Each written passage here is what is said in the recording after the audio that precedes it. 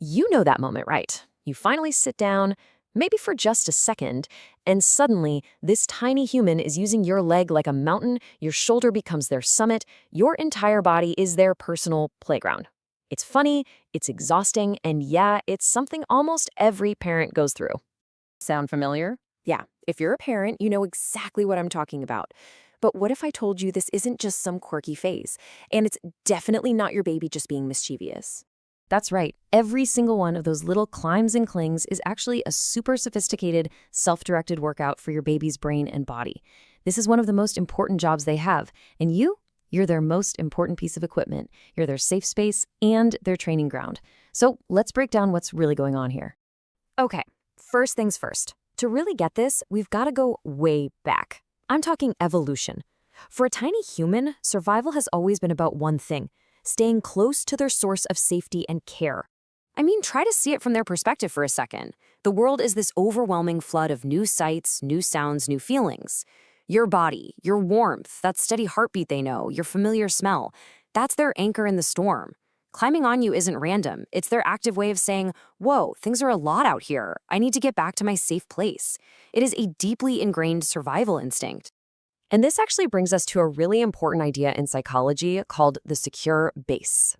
It's a term from John Bowlby's groundbreaking attachment theory. The whole idea is that babies are biologically wired to form these intense bonds. You're not just a caregiver, you are a portable home base. You give them the confidence to go out and explore the world because they know they can always scramble right back to you for safety. Now here's where things get really interesting. Our reactions in these moments, they shape everything. When a baby climbs on us and we respond with warmth, with a hug, with support, we're teaching them that the world is a reliable, safe place. That builds a secure attachment. But if the response is inconsistent or maybe even angry, they learn that the world is unpredictable, and that can lead to an insecure attachment. Every single interaction is another brick in that foundation of trust. But this connection isn't just about feelings. It goes so much deeper, right down to a biological level. We're talking about chemistry. The simple act of touch kicks off this powerful chain reaction of neurochemicals.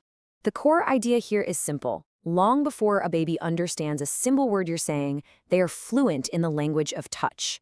Every cuddle, every hug, every time they cling to you, their nervous system gets a direct message. You are safe. And that message literally helps shape how their brain develops. So what's actually going on inside their little bodies?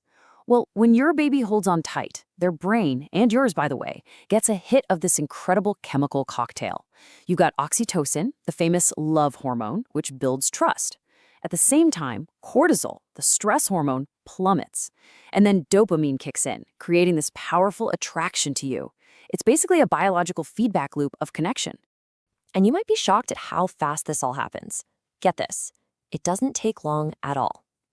Research shows that a hug that lasts for just 20 seconds is enough to trigger that big oxytocin release and lower those stressful cortisol levels. So yeah, those long, clinging hugs, they're doing some seriously powerful and rapid biological work. All right, so we've covered the emotional bond and the chemistry, but the physical act of climbing itself, that is one of the single most effective developmental workouts a baby can do. Just think about it for a minute. Climbing your body is an incredibly complex physical puzzle. Your baby has to figure out, okay, where does my foot go next? How do I shift my weight? How hard do I need to pull to get up there? This isn't just about building muscle, it's high-level problem solving. It actually engages their prefrontal cortex, which is the part of the brain responsible for planning and making decisions. And this behavior doesn't just pop up out of nowhere, right? It's the peak of a very clear developmental path. It starts with just simple reflexes, then moves on to recognizing you, then actively trying to get to you by crawling. And it usually hits its peak right around 15 to 24 months, which is when motor skills are getting good and separation anxiety can kick in. It's a totally predictable and crucial milestone. And while they're solving this physical puzzle, they're lighting up three really crucial sensory systems. Their tactile system is getting all that input from the pressure of your body. Their proprioceptive system, which is how their brain knows where its arms and legs are in space, gets intense feedback. And their vestibular system, which is all about balance, gets a masterclass in dealing with gravity. They are literally building a map of their own body in real time. So let's recap. We've got security, we've got chemistry, and we've got a full body workout.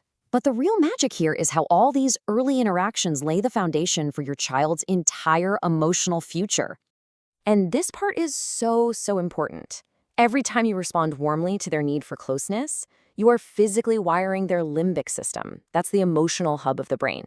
The amygdala learns what safety feels like, and the hippocampus stores those positive memories.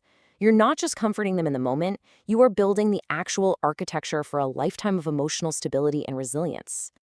And the long-term benefits of this are just profound. Kids who form a secure attachment in these early years tend to handle stress better. They actually become more independent explorers, they're better problem solvers, and they tend to form healthier relationships later in life. That little human jungle gym in your living room, it's the training ground for a well-adjusted adult. Okay, so this all brings us to the big question, right? The one that so many parents ask, especially when they're feeling exhausted and just totally touched out. Is all of this clinging, all of this criming, is it really normal?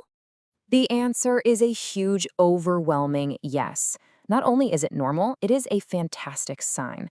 It means your baby sees you as their secure base. It shows they trust you, they feel safe with you, and that they're doing the critical work of building that foundational bond. It's a sign of a healthy, thriving attachment. So it's time we reframe those labels we sometimes hear, words like ruel for being fussy or manja, meaning spoiled or clingy. The thing is, an infant's brain isn't capable of soothing itself yet. They can't regulate their own big emotions. They literally depend on us, on our calm nervous system, our warmth, our heartbeat, to help them find balance again. This isn't manipulation. This is co-regulation. It's their most essential survival tool. So the next time your little one starts to scale your leg after a long day, just try to take a breath and remember what's really happening. They aren't just climbing on you. They are connecting with you, they are training their brain, and they are building a foundation of trust that will support them for the rest of their lives. It's their most powerful way of saying, you are my whole world. With you, I am safe. That small, simple climb has such a huge meaning.